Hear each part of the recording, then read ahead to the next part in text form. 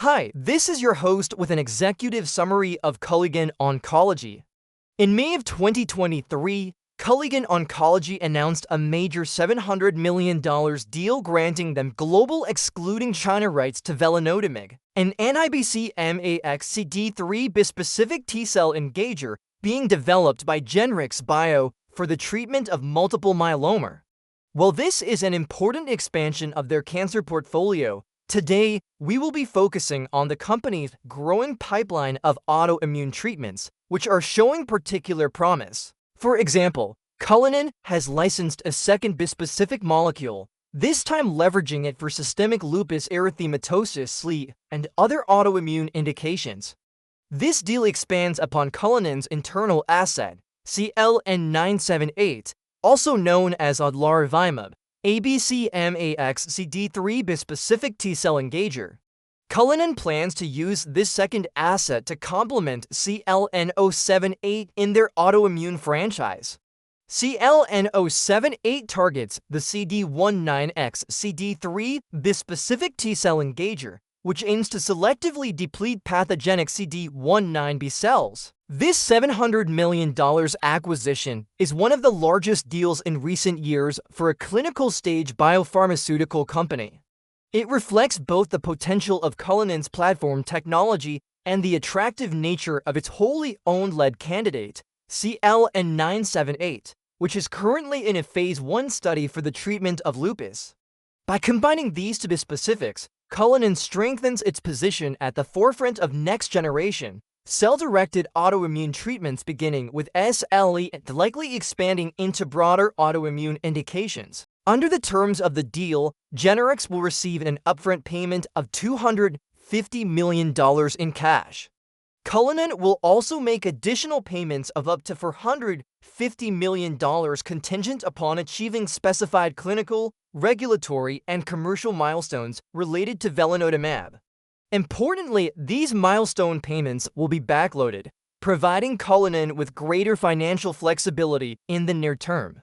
Additionally, Genrix is eligible to receive tiered royalties on worldwide net sales of 𝗤𝗏𝗡𝗅 ranging from mid-teens to low 20%, depending on annual sales levels achieved. So what is Cullinan Oncology and how did they get here?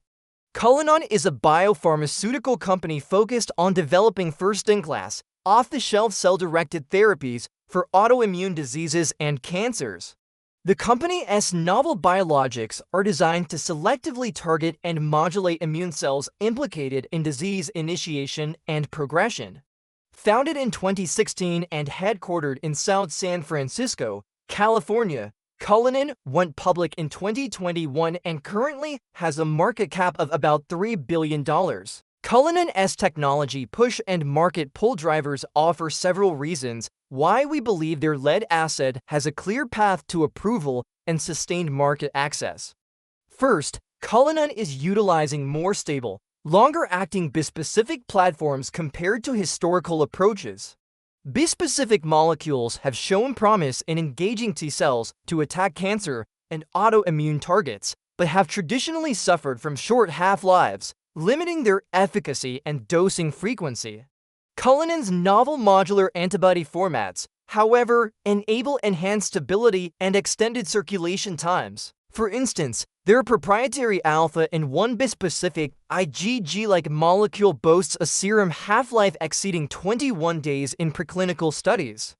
This surpasses the half-life of traditional Ig antibodies and significantly improves upon the limited persistence of first-generation bispecifics. Second, there is increasing comfort with T-cell modulation in autoimmune care. Despite the efficacy of current immunotherapies, concerns regarding safety, durability, and convenience persist, particularly with monoclonal antibodies requiring intravenous administration every few weeks. Cullinan's T-cell engaging bispecifics offer a compelling alternative. Their mechanism directly targets autoreactive immune cells for depletion, aiming to reset immune function rather than broadly suppressing the immune system. This precision cell targeting holds the potential to modify disease, not just control symptoms. Furthermore, bispecifics eliminate the need for exogenous antibodies, reducing manufacturing, complexity, and cost while mitigating safety risks associated with long-term antibody therapy. Third, Cullinan's focus on subcutaneous formulations enhances patient adherence and real-world benefit. Delivering their therapies in a ready-to-use depot formulation simplifies dosing, reduces injection burden, and increases patient convenience. Notably, their lead asset, 𝗖𝗨𝗟𝗟𝗖𝗓, exhibits sustained pharmacologic activity following once-monthly subcutaneous injections, aligning with preferences for less frequent dosing. This ease of administration is expected to enhance treatment adherence, which can significantly impact clinical outcomes in chronic conditions like autoimmune disorders. Fourth, Cullinan has partnered with global leaders in cell therapy and gene editing to further develop their platform and capabilities. Collaborations with firms like 𝗕𝗓𝗢𝗅𝗍 allow access to novel technologies and expertise without substantial financial commitment, fostering innovation and accelerating development timelines. This strategic approach enables Cullinan to maintain financial flexibility while expanding their product offerings. Lastly, patients demand long-lasting, low-burden treatment. Payers seek cost-effective therapies, and regulators demonstrate a willingness to accelerate breakthrough autoimmune therapies. This tailwind suggests a receptive landscape for Cullinan's innovative solutions. From a commercial perspective, Cullinan is well-positioned to prioritize regulatory pathways offering expedited designations, such as Fast Track for lupus, Breakthrough Therapy for MG, and Regenerative Medicine Advanced Therapy for Sjögren's. Leveraging these pathways could expedite clinical development and approval timelines. Cullinan will likely initiate initial trials in high-need areas like SLE and expand to broader indications like Sjögren's, rheumatoid arthritis, myasthenia gravis, etc., as well as combination strategies. The company plans to offer subcutaneous real-world friendly formulations to improve uptake, potentially avoiding challenges seen with large molecule for therapies. Finally, Cullinan may utilize regional licensing or partnerships to enter global markets outside the US. They have already granted Greater China rights to 𝗥𝗙𝗢𝗢𝗓 for multiple programs, demonstrating a willingness to strategically expand access. How do we think about Cullinan's financials? In our general financial forecast model, we assume that Cullinan remains a development stage biotech with no commercial revenue before 2027.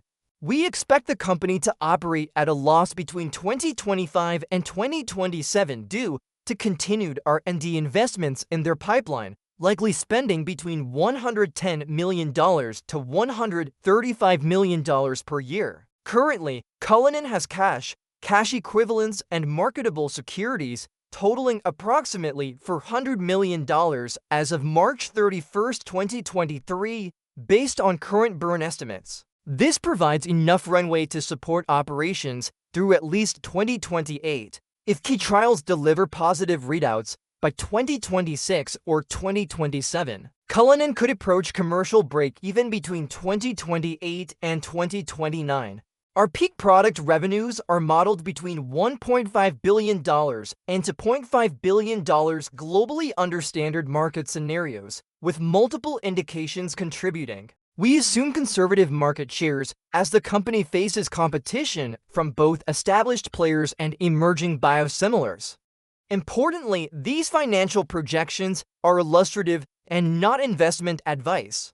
Earnings per share (EPS) are expected to remain negative through 2027, with potential inflection toward neutral or positive in 2028 to 2029, depending on approval timelines and adoption rates. A positive catalyst would be the ability to dose patients in clinical trials with their subcutaneous formulation of the anti-CD19 bispecific, which shows good activity in animal models of lupus nephritis.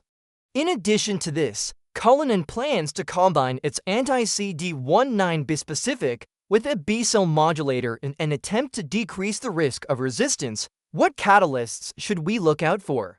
First, late 2025, we anticipate Phase 1 data for 𝗖𝗨𝗟𝗟𝗓𝗖𝗓𝗏 in lupus, which will provide insight into efficacy and safety. Second, 2026, velinotamab is expected to enter clinical trials, marking its entry into the autoimmune space.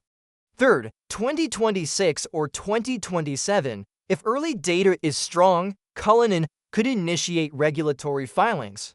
And fourth, 2028 or 2029. The first commercial launch is possible, with DPS improving in 2029. In conclusion, we see Cullinan Oncology as a frontrunner in the autoimmune bispecific space. Its focused portfolio of subcutaneous, cell-directed therapies target the key mechanisms underlying autoimmunity. With strong funding, de-risked deal terms, and approaching trial data, we believe Cullinan is poised for significant therapeutic and commercial evolution in the next 5 years. Thank you for watching.